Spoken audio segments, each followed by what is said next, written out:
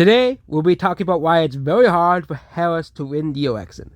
We went over it in the last video, but today, we'll talk about how the Democrat internals paints a dire picture of a Harris presidency happening. You know, you could be a Democrat or Republican, but it's going to be very hard. Trump had, kind of like of the 2020 election, Biden had so many paths to victory. But this time, Trump has so many paths to victory. It's also opened up the pseudo-swing states and Nebraska second as well. Yeah, and North Carolina, obviously. But this is what I would consider the swing state map. Okay? And, okay, we can follow New Hampshire as well, here. It seems that, this is the election map here as well. Let's just say Harris does win the pseudo-swing states. These are the states that are not really the closest states in the country. But there is a simple way Trump can win. Very easy way. So Trump has to win all the states he won in 2016 as well. And also he has to win Georgia and he has to win Pennsylvania. That's all Trump has to win the election. Okay, that is a pretty bad news for Harris, as he needs Pennsylvania and Georgia to win. If he loses either, he loses the election. Okay? And that's not even counting Nevada and Arizona. These are the other states that Trump is doing very well in. Nevada, look at the voter registration for Nevada. Nevada is, went from a 100,000 voter registration around like when Biden, 50,000 to just around 20,000. Okay, it was 50,000 around the midterms, 45,000 around the midterms, and they have a Republican governor now. And Republicans now added 15,000 more voters to the voter rolls. The Democrat advance has declined to 20,000 in Nevada. Okay, this state obviously is trending Republican as well. And that's going to be a big problem. Like, let's say, okay, Trump would need to win. Harris would need to win Georgia and Pennsylvania back if she wants to win the election. Okay? So, the pathway is looking very, very bad. Let's look at the only state that Harris has a good chance in now is Wisconsin, as even the recent polling in Michigan had turned against Harris. Okay, this is not a good look for Harris, obviously. So North Carolina, that is the least likely state Harris is going to win. Okay, and that already makes the map a lot smaller, as the pathways for Harris to win is way less. Okay, Harris will need to win Georgia, Pennsylvania, and will need to win one of the big states. Okay, we'll need to win Wisconsin. That's one of the pathways.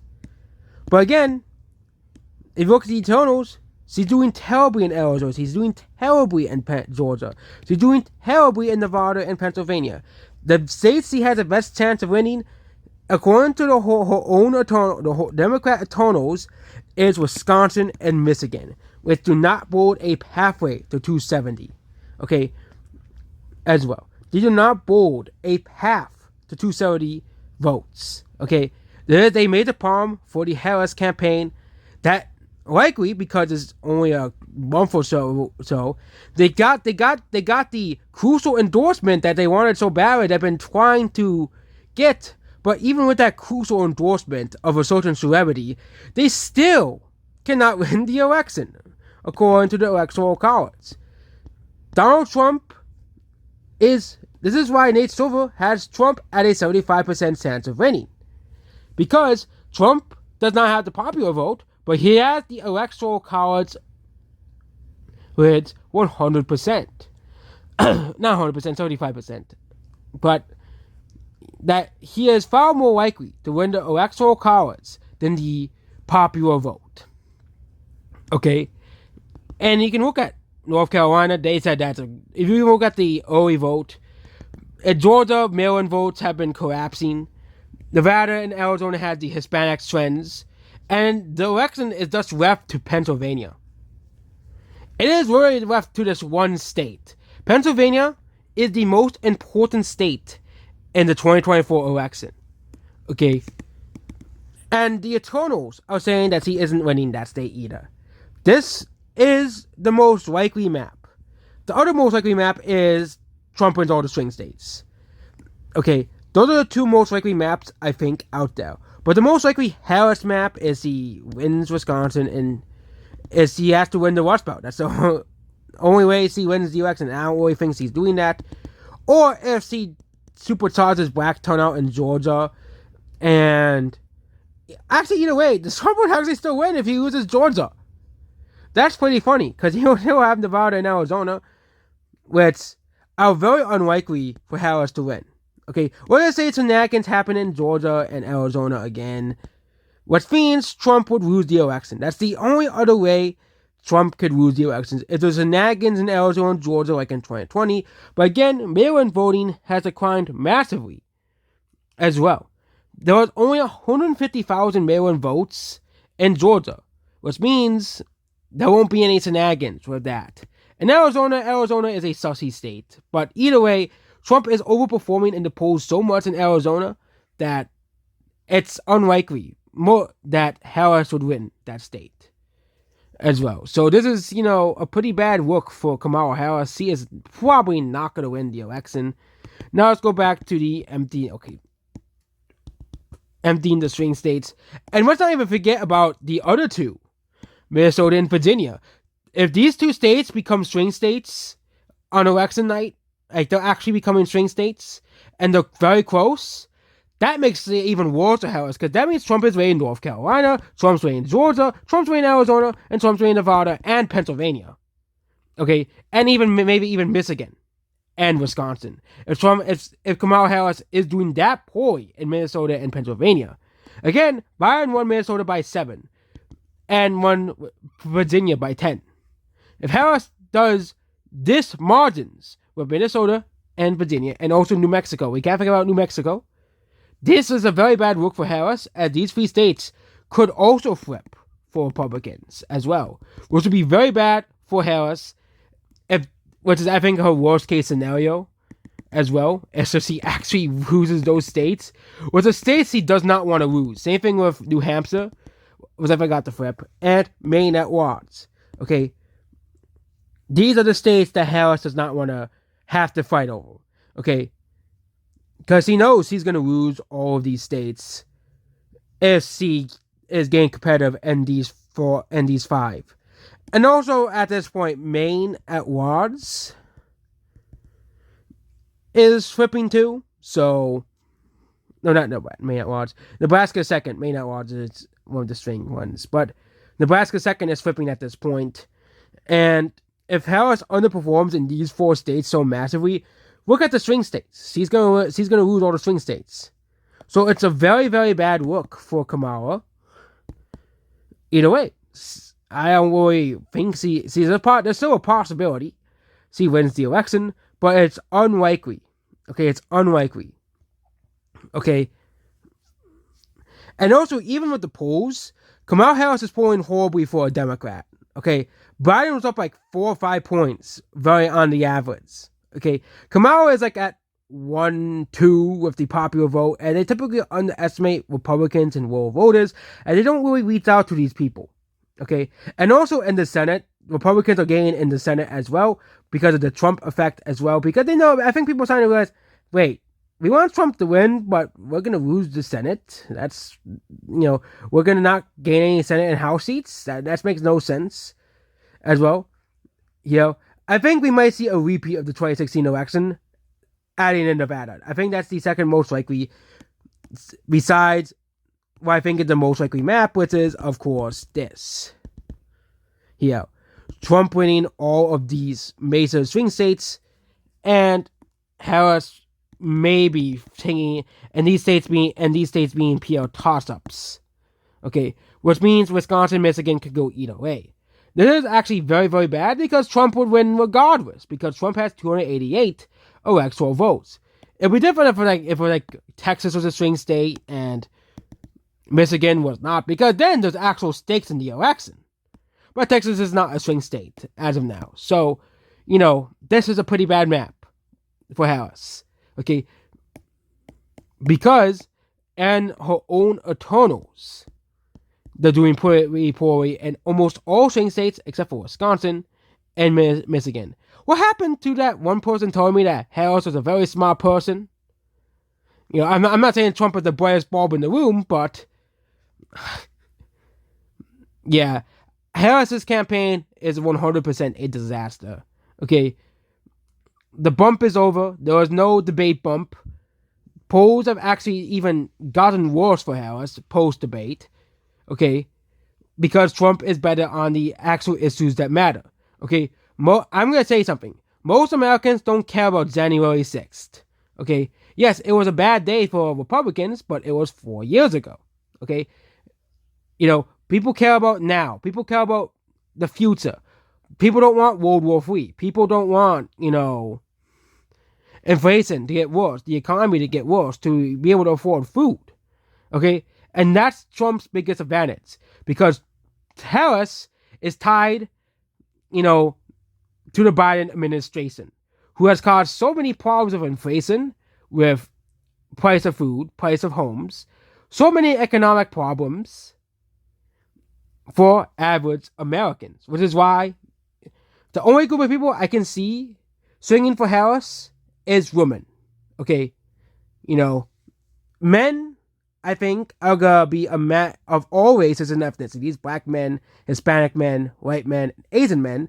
They're the groups of people who are sifting the most for Republicans. Okay, and young voters as well, and Jewish and Muslim voters are also swinging towards Trump.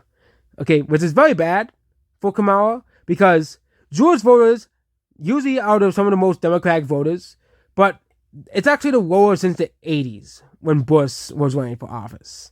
Yes, that's how bad it is when it comes to those voters. Same thing with the Muslim voters. A lot of them are probably going to sit out the election because a lot of them do not approve of Kamala's stances on Israel. That's one of the biggest issues Kamala Harris has, which, again, makes it even worse in a state like Michigan or a state like Pennsylvania, where there's a lot of Jewish voters, and Michigan has a lot of the Muslim voters. This is pretty bad because this could tip Michigan. And also, I think Cornel West is also on the ballot as well in Michigan, and also Joe Stein, which those voters could vote for Joe Stein and Cornel West, which means you could see it like in 2016, well, because of third-party votes, Michigan becomes a red state for Trump. Trump wins the state. And also, there's also a possibility that the Senate seat flips for Michigan, too. Okay? And now let's get to the Senate. So, the Senate map, okay, we'll fill in all the safe states, as well. Because, again, I think that Trump's, success will also have a downstream effect on the Senate. So, let's just say the Senate continues trending for Republicans. Because we're likely going to win Montana. That's going to be everyone's saying that Montana's going to flip. Okay. The problem with the Senate is a lot of the Senate is held by incumbents. Okay. There aren't really many open seats. Okay. But then we have Ohio, where Trump is probably win by 10. That's going to probably flip. And we also have, let's keep these 3 states blue. These 3 states blue for simplicity, and mostly focus on the swing states. So we'll get Nevada. Okay, Republicans probably lost last Senate seat. No one was expecting that to happen. Okay, because everybody, Nevada's a blue state, but think about it. We'll get the voter registration in Nevada. Okay, 20,000 vote difference. Of course, independents could break for the Democrats, but because of this voter registration, and because Trump does very good among independents, we could very likely see Trump and the Carolina Republican Senator victory. Kelly Lake, well, I guess he's not winning. Then we have the big 3. Pennsylvania, Michigan, and Wisconsin. These 3 can go either way. I'm just going to guess here. McCormick, Sturgeon, and this could be a possible map as well. Yeah. But the Senate is going to be much harder for him to win, obviously. For Democrats to win because there's only 3 states that I think Republicans are probably going to win regardless: Ohio, West Virginia, and Montana. Okay, these are Trump states. Okay, you really think that these states will bail out on Trump? Let's just say all these states do flip for Democrats. There's no way the Trump states are bailing. And also you can look at the voter registration in Nevada. Nevada might flip. And the other 2 that might flip is Michigan and Pennsylvania. Again, we'll wait to see on election day to see when people cast their ballots. But I think this is the guaranteed Republican. And let's suppose Ohio as tilt. And the rest of the states as toss-up. Okay? Because, yes, I think they're really underestimating Republican candidates in the Senate 100%. That's why I've not really looked at the polls in the Senate. I think the state that is most likely not to flip is Arizona, which is the most ironic one because Trump is one of the most likely to win in Arizona. You know, that's like one of his best states in terms of swing states, but it's just, I think Kelly Lake is not really that popular in Arizona. You know, I know people will say, but you rigged it in 2022. It's just, let's just face it, Kelly Lake is not a very popular candidate. You know, they sort of picked the much more likable candidate. Actually, no, not who was running against her, but they sort of picked the person that was running against her as well. But again, I know they still think that Kelly Lake is this rising superstar in the Republican Party. Okay, it's like nominating Stacey Abrams. You can't really nominate a 2-time loser. Okay, McCormick, well, he didn't really win the primary because people didn't want to vote him in because they wanted people to vote for Trump's friend, basically. I think McCormick is actually a pretty good candidate as he can reach out for more moderate voters. You know, he's more aligned on Trump's more moderate stances as well. So, you know, because Trump is trying to make a more moderate candidate, himself a more moderate candidate, and also McCormick is a more moderate candidate. And we'll see how the election goes as well. Yeah, but I think that these are the guaranteed Republican flips. So that means the Senate is most likely going to become Republican. So even if Kamala Harris does win, well, she still has to deal with the Republican Senate that will probably oppose her every action again. So, like with Biden. Goodbye.